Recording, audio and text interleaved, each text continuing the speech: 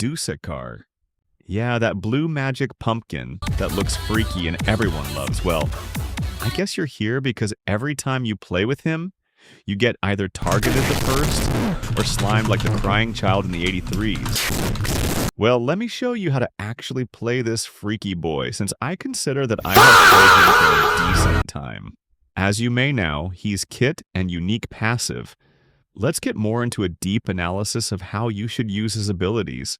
Starting with Spawn Shield, which is a damage reductor, you should really use this ability in multiple cases, such as a teammate is completely unable to react/evade a lethal attack, or if he follows that rhythm of attacks, he will die. A sentinel completely misses his slash or stun, Builderman when doing any of his abilities and is going to get punished. Survivor unaware of a high damage ability that is going to impact him, such as Walk Speed Override, Mass Infection, Demonic Pursuit Charged, Void Rush Hallucination Level 3, Gashing Wound. And as far as I know, this ability has got one tech, which is React Shield, so is like Guest Reacting Block. But instead you gotta spawn shield a survivor before a lethal attack comes. This can make the killer waste its M1 and give the chance of a second opportunity to the survivor.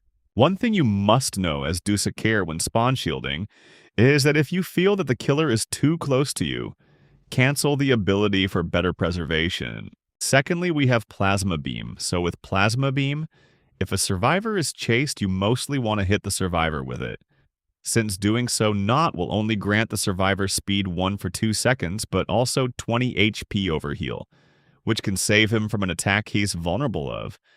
But in the case you cannot spot the survivor and the killer is at your sight, Plasma Wave him. The multiple cases you can use this ability are the same as Spawn Shield, only if Spawn Shield is not available. Plasma waving the killer if he's stunned, and if you can align with the sentinel which stunned him, you can get a collateral, which is when you hit both killer and survivor. In a chase, if you want to get a collateral, and if you can predict where both survivor and killer will go, you must align with both of them and plasma beam them. This will grant a massive distance and stamina advantage to the survivor, successfully resetting the chase or killer needing to change target. Wait, if you have got to this part, could you give me a like and subscribe? Or even join my Discord? I would really appreciate it. Now, not getting out of the script, let's continue. Another use many people don't know about or forget is that meanwhile Gashing Wound, Void Rush, or Demonic Pursuit, you can plasma beam the survivor, effectively reducing the damage by 20 if done correctly. Now that we have covered how you should use Dusekkar's kit, let's get into game strategy.